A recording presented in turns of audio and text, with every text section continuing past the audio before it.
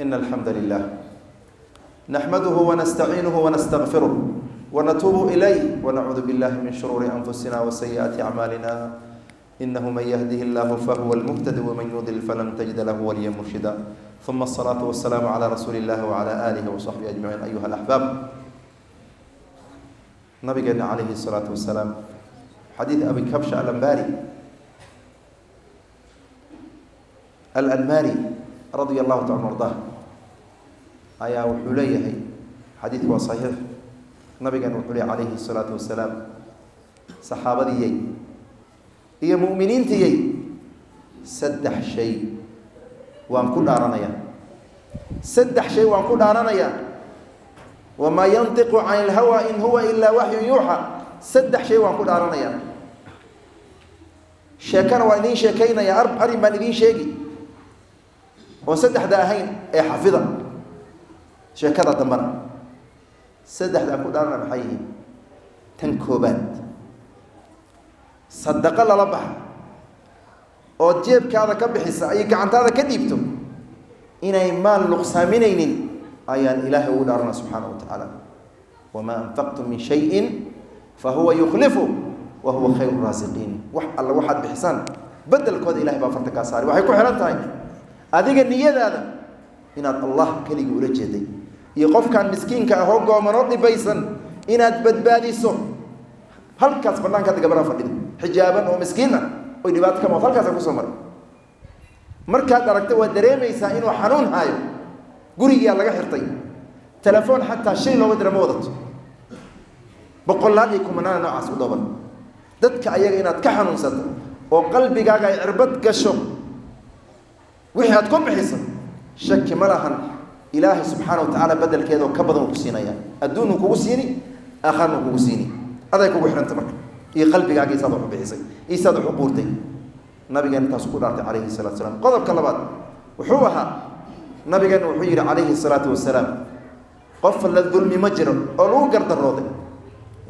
maalintii miiqa lagu gardarooda kadibna alla dartii u sabray oo iska dulqaatay ilaa ilaahay waxaan cizi iyo sharaf inuu kordhiyo inta ummadaha la dulmiyay inta xabsiga la dhigay inta xoolahooda la dhacay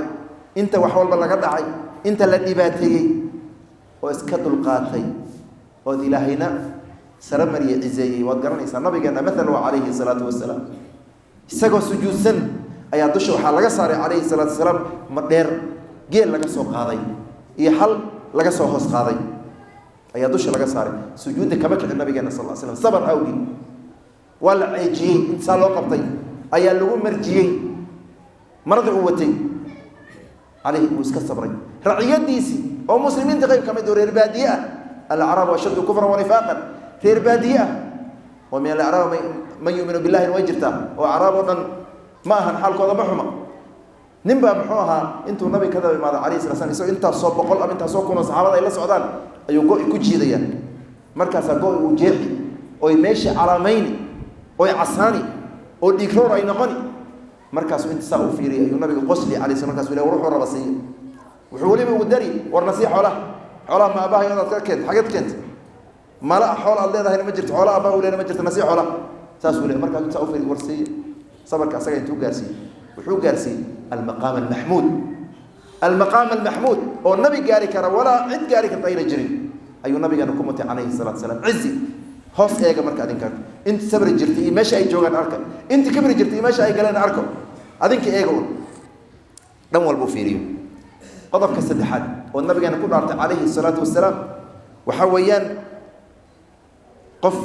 albaab su'aal isku furo ma jiro isagoon u baahneen dad su'aal loo ogol yahay ayaa jira qofka ay ka taalo oo nafta inay ka dhacda ka baqa ama xaalad dhimasho ku dhow ama darar aan laga kabsan karin u haysto oo banaanka ay ka taalo umada wada joodaan qofka su'aal ayaa loo ogol yahay laakiin ilaa uu muxuu ahaa nafhan jibaal si waxaan naqan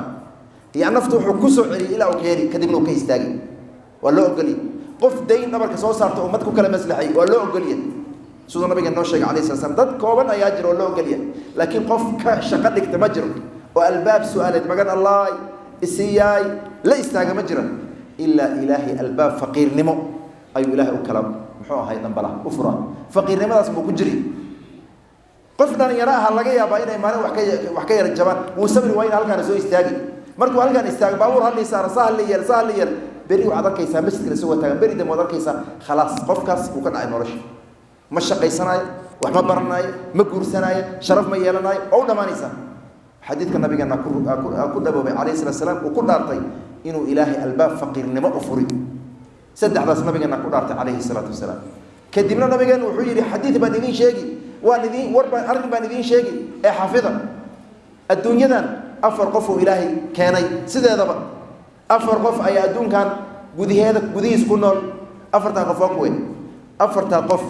waa qof caalim ah oo diinta ilaahay yaqaan oona ku camal fali qofka hadduu caalim iyo diinta u yaqaan ku camal falin waa jaahil qaybta dambe ku darsami doona la socda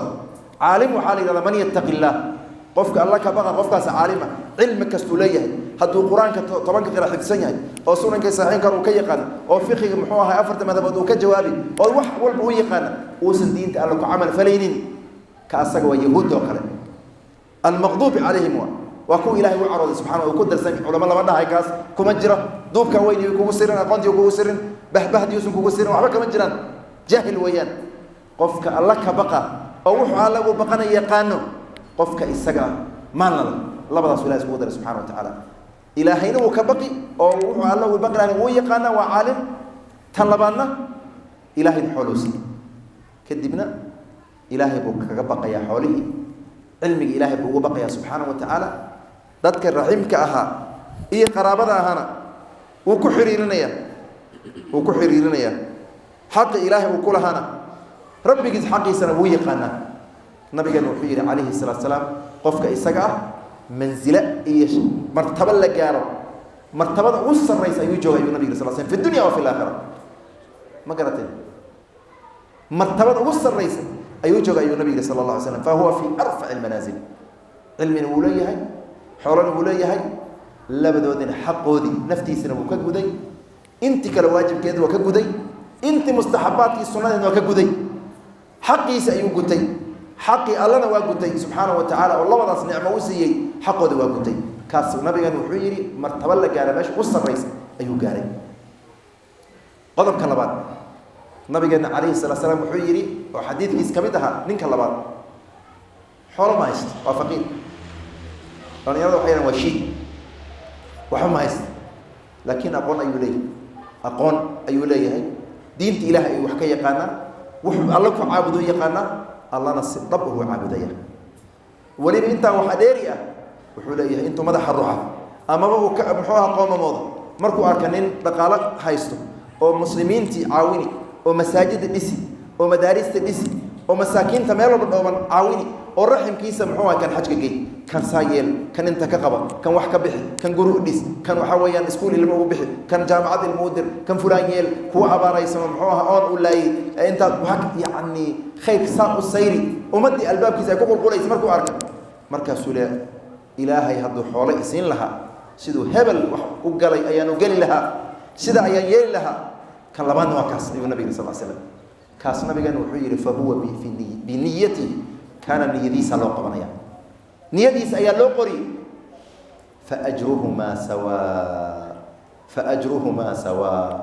faajruhumaa sawaa bal arka ajirkooda wuu siman yahay faajruhumaa sawaa waa meesha marka in aan u badana la raba ilan maalkii waxaa laga yaabaa inaan dadka meel sare ay ka wada gaarin oo dad yar ilaahay uu muxuu ahaa siiyo in meeshaas marka aan tooganna oo nin walba uu gaari karo cilmi yaroo fiican qaado maal hadduu alla ku siiyana nin darajada horgaar haddii aadan maal badan helinna wixii aad haysa wax ka bixi sidoo kale niyadaadan halkaasa ku qotonta ninka ugu dhaqaalaha badan oo ugu waxbixinta badan oo ugu qiimaha badan qofka isaga tooga halka isaga yani qalbigaaga hala jira wa isagana u duco in ilaahay u barakay subxaana wa tacaala nabigeena markuu yidhi calayhi salatu salaam laa xasada ilaa fitnatayn yacni jamasho oo qofku wax lagu janto oo qofka sidiisoo kale maan hela la dhaha waa kuwe waa qof ilaahay maal uu siiyey markaasoo habeen iyo maalin buu saas u bixinaya saas u bixin inta u baahan buu u bixinay kan labaadna ilaahay cilmi iyo xikmad ayuu siiyey markaasoo ummadda aana alle muxuu saas cilmiga u faafinaya labadaas wax ban la janto oo qofku uu yidhaha war maangaara labadaas ayaa nabi ka jirta ayuu yidhi calayhi salaatu wasalaam qodobka marka ninkaa dambe نبي وحيري فأجرهما سواء أجر كذا وسمين نينك السدحات نبي وحيري إلهي علم مسين قف صغير علم ملا أما بعلم ولا لكن وجاهل سافروا هذا علمي كم عمل فلي ما الله إلهي سبحانه وتعالى وسيم كدبنا مالك سجها علمنا ما بجر هي عمل هي عبادة ما جرت مالك إلهي وما بقى رحمك حقيس كما بحي هبا يراته واسقى حما تقريف لا وهكذا وح حلالي حرام ما أبيله وكنت باشا يتخبط في مالها أي نبي المال كيس أي محوها يعني قفك يدورك مركو سعد أنت كود أساسا قفك عن دينة إلهي كنت وصنين ومال كيس نفتي زي دينة قالوا كنت وصنين قفك دورك كانوا قد كان كود مطار كود أنت كود موتنا كود جاري كان كود وهكذا أخيرا وحاول سلع السحور ودي ما نسمع واسدس هتوصل جروده لكن علمي وجروده مركا قفك السجن النبي محمد صلى الله عليه وسلم فهو في أخبث المنازل منزلة بوص لا يستاج مشغول جدا وجوه سيس وجوه وقفك جوي النبي صلى الله عليه وسلم عياذا بالله قفك أفراد قدام بين مال ملها علمنا ملها هذه حتى ومحوها علم ليه هتكون عمل فين علم ملها لتوي لصعدة ولك أنت إيجا خلدمت قفك هدوج عالمية والدين الله سوى البيقان شيطان واتقنا شيطان أبو هريرة بري محوها علم بري والنبي قال عليه السلام عليه صدقه وهو كذوب رمبو كوشك وانا بينال ياك علم بدن إنه محوها يراهدو آيات كرسي دي أدخلسو مركز هبينك ساحاني سفراش كذا قدو منت هبينك أساق الشيطان السقي إن أتكبت بعد وشيء حتى السقي تبتل وقبل لها أي وشيء قلت مش هي كاتفيري لكن وجه عالم ما أهل علم إلهي ما يقان هدو يقان لكم عمل فلو شيطان وكلام طلبنا مال مرة وشيء إنسان التعبير كدبنا كي مرك جاهل كاها أو إلهي الدين ديس محوها أنكو نقمين أو مالك حقيس أنا نقدرين كي يقرأ فيرنا سيد قارون وكلام يا ليت لنا مثل ما أوتي قارون وحل سيوكل محنو هلا وينقول هاي يقول طول نقرأ إنه كانوا تاجي كان حدي أن مال هلها سيد هبل ونقم لها نبي كان وحير عليه الصلاة والسلام فهم في نيتي اسمع نيتي صلى الله قبلي السجا إيه مركب ننكي أسجاها أو حويان حمانت في أخبث المنازل والنبي قلت المامة منزل هو سيسجوي إيه السجا السنانة يعني النبي صلى الله عليه وآله وسلم فوزرهما سواء يعني دم بجوده وسمين إخوان الكرام مركب حلدس حديث كاس وحديث عظيم سدح شيء النبي ركون عليه الصلاة والسلام ضدكنا أفر قيبي أنت حمر والنبي وجود أرتين أنا سكت أورنا أنتوا النبي كان السماء وجود أرتينا أنا كنت ذلك ويكمل طيب هو السماء النبي كان وجود أرتين إن بني آدم حويد سكيس علينا ويكمل طيب النبي كان صلى الله عليه وآله وسلم إنه محوها الصبر كان فريق وحيابها النبي كانوا نوشة أفرت شيئا الله بدأ سنفيوها عن قلنا إن قلنا عن كشقين الله بدأ دمرنا سكي علينا إله عكبرنا سبحانه وتعالى باسم الله وصفات الأولى إنه الدنيا آخرة دورة تذكر وناكسن ونبي جنوا أماني ورن لبض سنفيه ورن وقدره حمانتها إله ونقدر سبحانه وتعالى الدنيا أقل الإيمان ألا عباد الله صلوا وسلموا على من أمركم الله بالصلاة والسلام عليه فقال في كتابه إن الله وملائكته يصلون على النبي يا أيها الذين آمنوا صلوا عليه وسلموا تسليما اللهم صل على محمد وعلى آل محمد كما صليت على إبراهيم وعلى آل إبراهيم إنك حميد مجيد اللهم بارك على محمد وعلى آل محمد كما باركت على إبراهيم وعلى آل إبراهيم إنك حميد مجيد وارض اللهم عن الخلفاء الراشدين الأئمة المهديين أبي بكر وعمر وعثمان وعلي وعن سائر أصحاب النبي أجمعين وعن التابعين وتابعيهم ومن تبعهم بإحسان إلى يوم الدين اللهم أعز الإسلام والمسلمين اللهم أعز الإسلام والمسلمين وأذل الشرك والمشركين ودمر أعداءك أعداء الدين يا رب العالمين اللهم آمنا في أوطاننا وأصلح ذات بيننا واهدنا سبل السلام وجنبنا الفاحش ما ظلم من وطننا يا رب العالمين اللهم اقسم من خشيتك ما تحول به بيننا وبين معصيتك ومن طاعتك ما تبلغنا به جنتك ومن اليقين ما تهون به علينا مصائب الدنيا ومتعنا اللهم بأسماعنا وأبصارنا وقواتنا أبدا ما أحيتنا واجعله وارثا منا واجعل ثارنا على من ظلمنا وانصرنا على من عادانا ولا تجعل مصيبتنا في ديننا ولا تجعل الدنيا أكبر همنا ولا مبلغ علمنا ولا تسلط علينا بذنوبنا ولا يخاف ولا يرحمنا يا رب العالمين سبحان ربك رب العزة عما يصفون والسلام على المرسلين الحمد لله رب العالمين